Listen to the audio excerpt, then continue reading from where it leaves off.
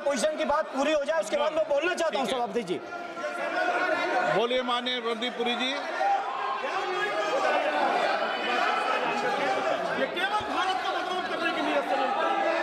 Honorable Speaker, sir. Honorable Speaker, sir. I rise to inform.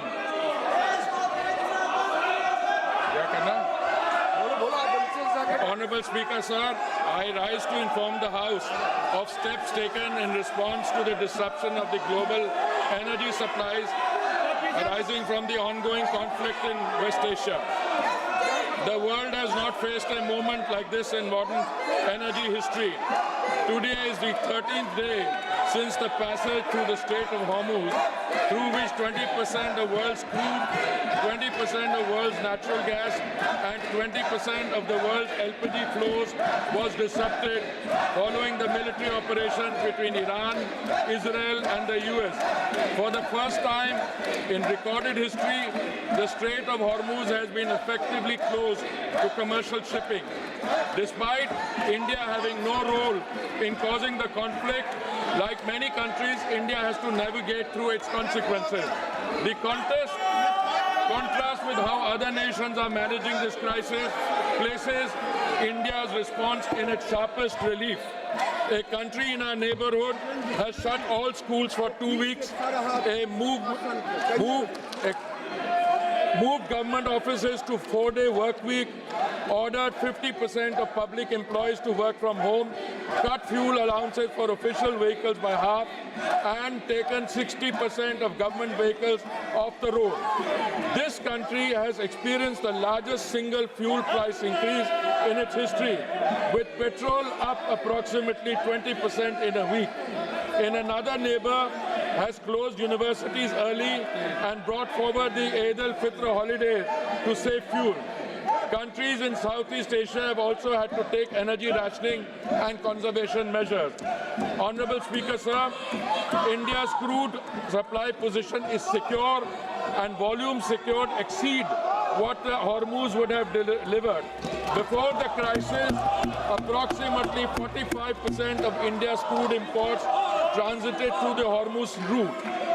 Thanks to the Honorable Prime Minister's outstanding diplomatic outreach and goodwill, India has secured crude volumes that exceed what the disrupted Strait of Hormuz could have delivered in the same period. Non-Hormuz sourcing has risen to approximately 70% of crude imports, up from 55% before the conflict began. India sources crude from 40 countries as against 27 in 2006 and 7. This structural diversification, built through sustained policy over successive years, has given us options that other nations find themselves without.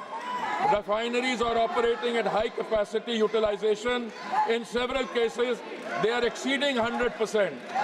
There is no shortage of petrol, diesel, kerosene, ATF or fuel oil. The availability of petrol, diesel, aviation, turbine fuel, kerosene and fuel oil is fully assured. Retail outlets across the country are stocked and supply chains for these products are functioning normally. Additional allocation of PDS kerosene has been issued to all the states.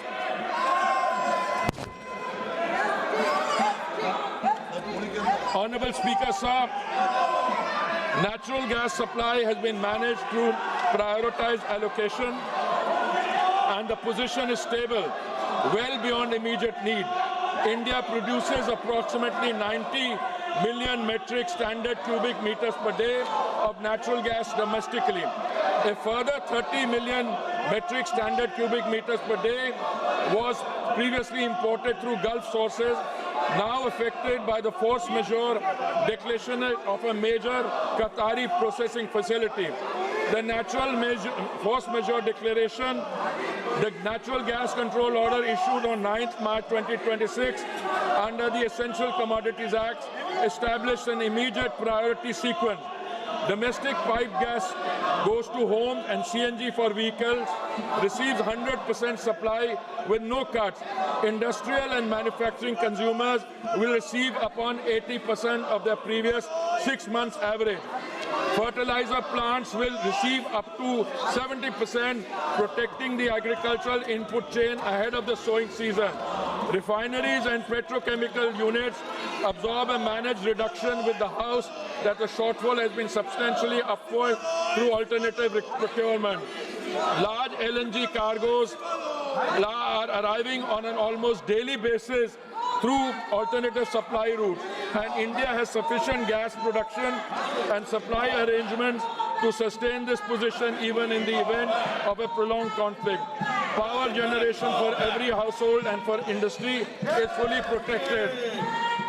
Honorable Speaker, sir, it should be noted that India was previously importing approximately 60% of the LPG requirements from Gulf countries such as Qatar, UAE, Saudi Arabia and Kuwait, and 40% is produced domestically.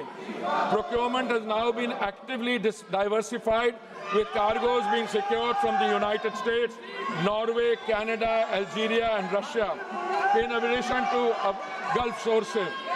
The LPG control order issued on 8th March 2026 directed all refineries to maximize LPG yields and channel the entire output of C3 and C4 hydrocarbon streams comprising propane, butane, propylene and butene exclusively to the 3 oil marketing companies for domestic cooking gas. Hence, in the last 5 days, LPG production has been increased by 28% through refinery directive, and further procurement is actually underway. Modi government's foremost priority is that the kitchen of India's 33 crore families, especially the poor and the underprivileged, do not face any shortage. Domestic supply is fully protected and the delivery cycle is unchanged. The standard time for booking to delivery for domestic LPG cylinders remains 2.5 days, unchanged from pre-crisis norms. Hospitals and educational institutions have been placed on uninterrupted priority supply, and their access to LPG is fully assured regardless of broader demand conditions.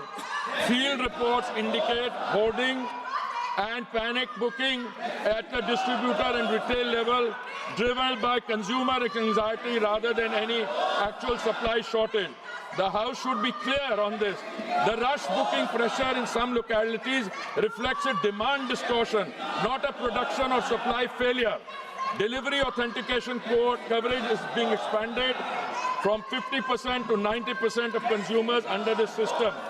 A cylinder can only be logged as delivered when the consumer confirms receipt through a one-time code on their registered mobile, making undocumented diversion effectively impossible to conceal. A 25-day minimum booking period has been introduced as a demand management measure in urban areas and 45 days in rural and Durgam Kshetra areas. OMC field officers and the anti-adulteration cell are coordinating enforcement at the distributor level. The Home Secretary has shared a meeting with Chief Secretaries of all states to align state-level administration with the central supply and information framework. Commercial LPG has been regulated to prevent black marketing, not to penalize the hospitality sector. Commercial LPG is sold in a completely deregulated, over-the-counter market at market price without any government subsidy. There is no registration system, no booking requirement, no digital authentication, and no delivery confirmation mechanism. Any business or individual can purchase cylinders in any quantity at the point of sale with no government control in normal times. In a supply-constrained environment where public anxiety is elevated, this deregulated structure creates a direct and uncontrolled pathway for hoarding, diversion, and resale at inflated prices. Had commercial supply have been diverted to the grey market at the expense of genuine commercial consumers and domestic households alike, the government has therefore taken the responsible course to regulate this channel with clear priorities and a transparent allocation mechanism. a 3-member committee comprising executive directors from IOCL, HPCL and BPCL was constituted on 9th March 2026. Extensive meetings have been held and state civil supply departments and restaurants associations across the country and are continuing.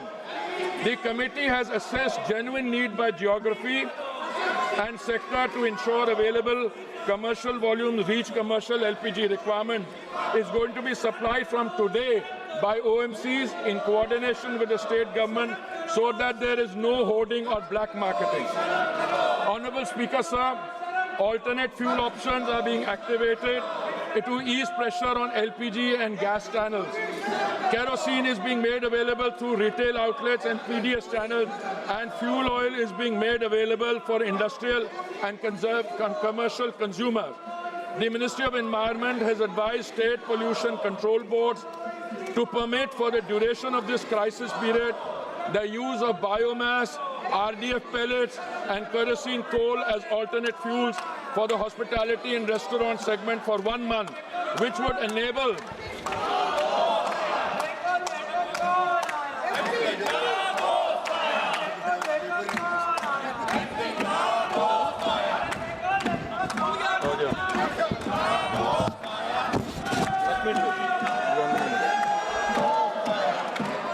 wider range of establishments to switch and free of LPG for priority consumers.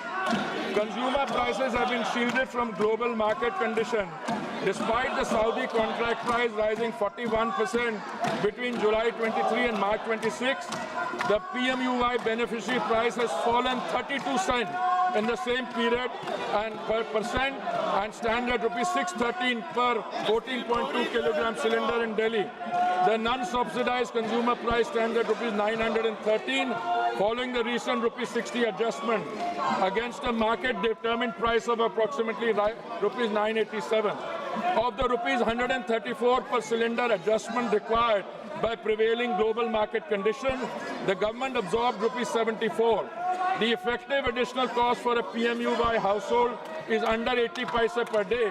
Equivalent LPG prices in the neighborhood stand at rupees 1,046 in Pakistan, rupees 1,242 in Sri Lanka, and rupees 1,208 in Nepal. OMC compensation of rupees 30,000 crores has been approved against losses of approximately rupees 40,000 crores in 24-25. Honorable Speaker, sir, state governments have responded with full cooperation and active coordination.